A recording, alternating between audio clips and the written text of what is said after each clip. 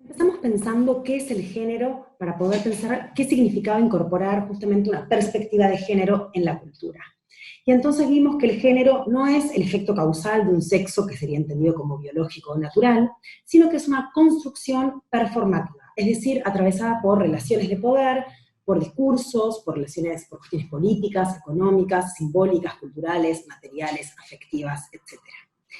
Y vimos también que la matriz de inteligibilidad cis heterosexual produce un pensamiento binario, y ese pensamiento binario es siempre un pensamiento jerárquico, donde ciertos sujetos son considerados como válidos, son reconocidos como tales, y otros quedan excluidos del campo, ¿sí? El ejemplo más fácil que se puede pensar con respecto a esto es en términos patriarcales, como los varones son considerados más importantes, si se quiere, que las mujeres, como las personas cis son consideradas más importantes que las personas trans, como se reconoce más a las personas heterosexuales que a las personas lesbianas, putos, maricas, etc. ¿Sí? Eso por poner algunos ejemplos. Lo que estaríamos viendo acá es cómo ciertas relaciones de poder organizan el campo de aparición de los sujetos que son reconocidos como tales, y por lo tanto que son considerados como válidos, en los que se les da importancia en términos de vidas dignas de ser vividas, y cuáles son los sujetos que quedan excluidos. Entonces lo que tendríamos que pensar ahora un poco es cómo funciona esto dentro de lo que es el campo cultural. Entonces, para eso vamos a pensar algunas cuestiones que decidí separar en dos dimensiones, ¿no? ¿Qué pasa cuando en un espacio cultural queremos incorporar justamente la perspectiva de género? Bueno, pienso que por un lado hay una dimensión interna que tiene que ver con el funcionamiento del espacio, y por el otro lado habría una cuestión externa que ahí también pensé que hay dos cuestiones. Por un lado, una relación con el público al que se está convocando, y por otro lado, la programación que se produce en el espacio, qué se programa, cómo se programa, etc. Entonces, vayamos al primer punto, que sería la dimensión interna de un espacio cultural.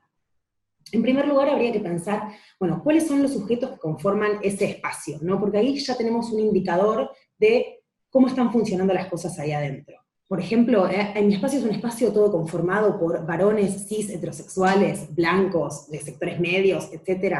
Sí, o sea, este sujeto privilegiado, o reconocido como tal, o en mi espacio hay otras subjetividades. Hay mujeres cis, hay mujeres trans, hay personas no binarias, hay lesbianas, hay putos. Eso como primer lugar, como primera cuestión a que se podría pensar, ¿no? ¿Cómo está conformado el espacio? Y al mismo tiempo, habría que pensar en esa conformación del espacio, no solamente si cuento con las identidades que deberían estar para que sea considerado un espacio con perspectiva de género, porque sería algo meramente formal y enunciativo, sino cómo se constituyen las relaciones entre esas personas en el interior del espacio. Entonces, cómo se da la división sexual del trabajo, cómo se distribuyen las tareas, cómo se distribuyen las responsabilidades, cómo se toman las decisiones, quién toma las decisiones, justamente si hay alguna jerarquización o no de las personas que constituyen el espacio, pensando en esto que decíamos antes de esta jerarquización que produce sujetos que son válidos y reconocidos como tales y otros que no.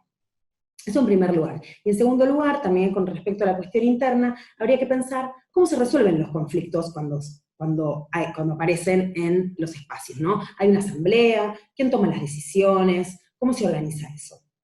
Eso en primer lugar, para pensar cómo incorporar una perspectiva de género en lo que tendría que ver con el funcionamiento interno de un espacio cultural. Y en segundo lugar, con esto que he llamado la dimensión externa, si se quiere, pensemos un poco en la programación, ¿no? ¿Qué se programa? ¿Cómo se programa? ¿Cuál es la perspectiva que tiene efectivamente el espacio? ¿Es un espacio con una perspectiva clasista, sexista, racista, cisexista, capacitista? O sea, cuando programamos, las cosas que programamos, ¿qué perspectiva tienen? ¿Tienen una perspectiva crítica respecto de las relaciones de poder instauradas y de lo que se supone que debería ser cultura o que no debería ser cultura? ¿Desafían las concepciones instauradas de lo que es la cultura o de quiénes llevan a cabo la cultura? ¿O qué es hacer algo que se englobaría dentro de lo que llamamos cultura? Eso sería una cuestión, y la segunda cuestión, también dentro de esta dimensión externa de los espacios culturales, sería cuál es la relación con el público al que se convoca a esas actividades que se están programando. Por ejemplo, la accesibilidad. ¿Es accesible mi espacio? ¿Cuánto cuesta la entrada? ¿Tiene escaleras? ¿Puede entrar gente con silla de ruedas? Proponer algunas preguntas, digamos, que podrían surgir. Pero esto sería para pensar un poco, bueno, ¿cuáles son las condiciones que están permitiendo o que no están permitiendo que determinados sujetos ingresen, accedan, participen de mi espacio y otros no. O sea, ¿a quién considero sujetos válidos para participar en las actividades que estoy programando? Entonces, ¿qué tipo de público se convoca? ¿Cómo se lo convoca? Esas convocatorias son convocatorias que hacen a la gente sentirse bienvenida. ¿A quién se siente bienvenida? ¿A quién se le da la bienvenida en mi espacio? ¿Cuáles son las limitaciones a la hora de ingresar al espacio? Limitaciones que pueden ser materiales, simbólicas, infraestructurales, etc. Entonces, con respecto a estas cuestiones relacionadas en estas dos dimensiones, ¿no? La dimensión interna y la dimensión externa, querría señalar algunas preguntas, digamos, que podrían servir para pensar un poco cómo conformamos el espacio cultural que tenemos. Por un lado, ¿qué significa tener una perspectiva de género en mi espacio? ¿Significa incluir mujeres? ¿Género entonces sería lo mismo que mujeres? Vimos que esto no, aunque en parte sí quizás, cuando pensamos en términos patriarcales o en términos feministas, o de un feminismo mujeril si se quiere, pero ¿qué pasa con otras identidades? Hay mujeres, hay lesbianas, hay travestis, hay trabas, hay trans, hay personas no binarias, hay personas bisexuales. ¿Y cómo se constituyen las relaciones entre esas identidades también? Entonces, ¿es una cuestión de inclusión? La inclusión importa, pero es lo único. Es decir, ¿alcanza con incluir a subjetividades o a identidades que han sido históricamente relegadas del campo cultural? ¿Cuáles son las potencias y cuáles son las limitaciones de pensar esas políticas de inclusión? Por ejemplo, ¿qué pasa con las políticas de cupo? ¿Qué valor tienen? ¿Cuáles son las limitaciones de pensar en términos de incluir por cupo?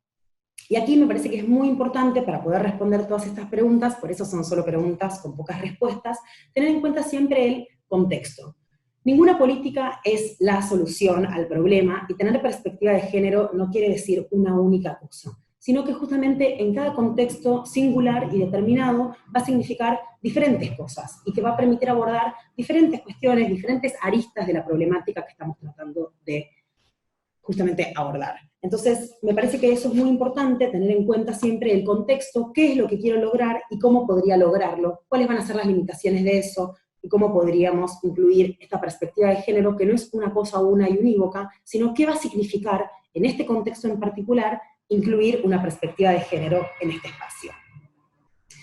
Entonces, al mismo tiempo, también me quería preguntar y abrir la pregunta de cuáles son las posibilidades de transformación que se abren al incorporar la perspectiva de género, pero no una perspectiva de género que se limitaría a incluir a identidades, sino que justamente abriría el campo para repensar cuáles son las relaciones de poder que gobiernan la cultura. O sea, cómo incluir una perspectiva de género no es meramente agregar a identidades que no han participado, sino que eso también va a permitir reformular y cambiar todas las relaciones de poder que se dan en el interior, tanto de un espacio cultural en particular, como en el campo cultural en general.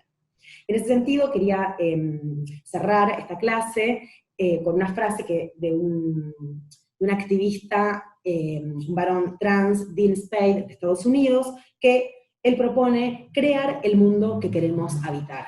Y yo quería también aquí incitar a eso, porque me parece que es justamente la idea de los espacios culturales y de la cultura, ¿no? La cultura como la posibilidad de creación de mundos, y cuáles son esos mundos que queremos crear, cómo los vamos a crear, y cómo creamos ese mundo que queremos justamente habitar.